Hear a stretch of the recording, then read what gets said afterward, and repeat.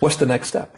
Next step is you've got to create an income for life. And then when I say income for life, it's so interesting because I ask people all the time, why do you invest? What are you investing for? What would your response be? So I'll have money when I'm old. Right? Yeah.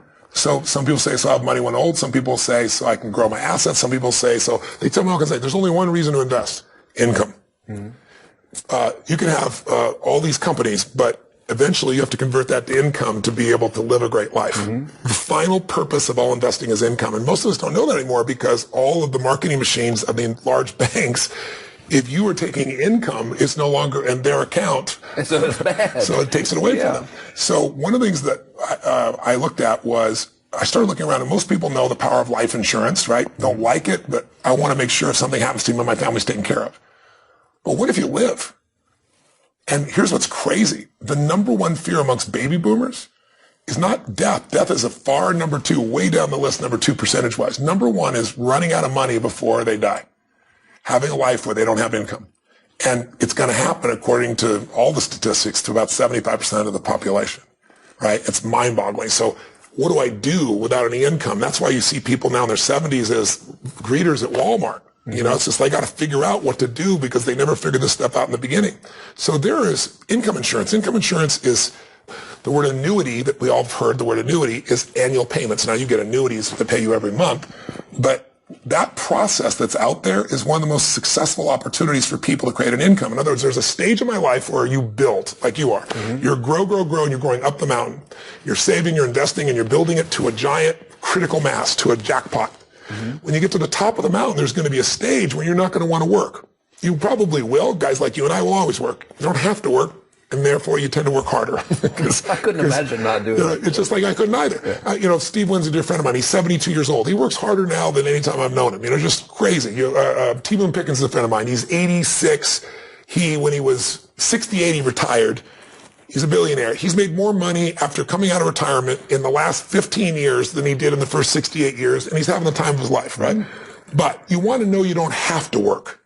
So when you get to that peak where you have enough money, now you want to be able to ski down the mountain, enjoy your time with your family, do whatever you want to do, give your time, your energy, your capital, do whatever you want to do. That phase you need income for. And most people aren't planning for income. So you could be in a position where you built your assets up, your stock investments, your bonds, your real estate, and how fast can that drop by 50%, by 30%? We've seen it in every market. About a nanosecond? Ray Dalio, day? Yeah, Ray Dalio says point blank, he said, whatever you invest in, most people invest in something they feel is their favorite. They think they know something about it. So he said, you're a real estate guy, you put all your money in real estate. And then you put all your money in stocks, or you put it into commodities, or whatever. He said, whatever investment you invest in, he said, mark my words, in your lifetime, there will be a day that category will go down 50 to 70%. He said, so the only way you protect against that is asset allocation, spreading out against many different baskets, not one. And the other way is you create an insurance policy that says, I'm guaranteed a certain income for life. So what you do is you take a percentage of your earning and you put it in an environment where it grows. And the only problem with that is, I heard annuities, and I was like, annuity maybe is the most negative word. I was like, but here's what an annuity is. Bernanke, as the head of the Fed, his top two investments were both annuities. Because I used to read these ads that say, they still market them. It says, what does it say? It says, I hate annuities and you should too. Yeah. And of course you go to it and it's a guy that's selling you stocks, right? And he says, annuities, they have all these fees, and he's right. There's tons of horrible annuities, just like there's tons of negative mutual funds. There's tons of people who got fees everywhere. They take it every year. And the annuity side, there's a commission paid to a guy. He gets paid once. So I want to be really clear. Annuities aren't a great product. Like mutual funds aren't a great product. The right annuity, the right investment is the right one. And that means you've got to be able to strip out all the crazy fees. You got to know what you're getting. For most people, that's complex. I'll give you a perfect example. A variable annuity, very popular annuity, is filled with fees. It's fees on top of fees. It's fees to be inside of the annuity, and then there's fees for a mutual fund on top of it. It's a disaster.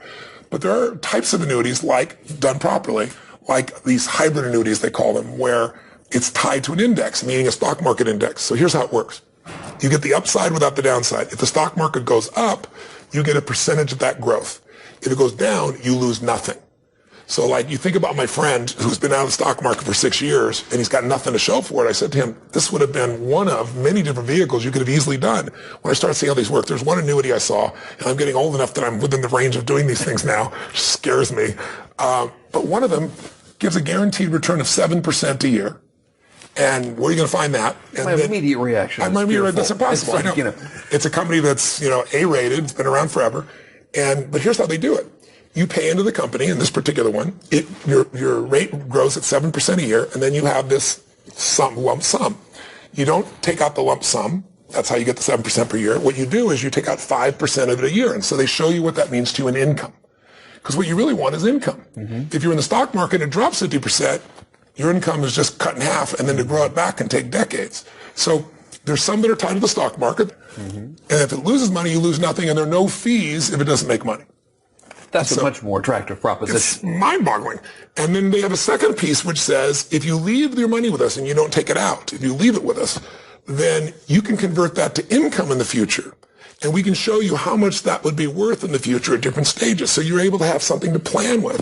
So I'm talking about a subject that's really complex. I'm realizing I'm trying to explain this in a few minutes. I haven't tried to do it verbally. I do it in the book really step by step. But take it this way. If you knew today that you could put a certain amount of money aside, and instead of wondering how the stock market was going to go, you knew that meant for you $5,000 a month, $10,000 a month, $20,000 a month, whatever it is, for as long as you live, and that even if all the money you put in, you'd outstripped, you'd still be receiving the money. That's what you get in these types of income insurance plans. And the way they do it is, some people live very long. Today, people used to, Social Security was developed, 1920s, 1930s, right, under Roosevelt. 65 years old is when you're supposed to get it. Well, the average life span was 62 then. Yeah. So it was for the outliers that were being taken care of. And it was to make sure in your older years, 3 or 4 or 5 years of retirement, you'd have some money, be able to live your life, be with your family. Well, today, people living, 85 years. So at 65, they've got 20 years of retirement and they have no plan. And that's the average person, right? If you're married, one of the two people in your marriage, there's an 80% chance they'll live to 92 years old. So we're living longer and longer, and technology is just being started really be brought to it. And yet we work for 30 or 40 years, and then we're supposed to have enough money for 30 years or 20 years. Most people don't have it. So these types of programs that I explain in here step by step, these programs can give you the income for life so you don't have to ever run out of money.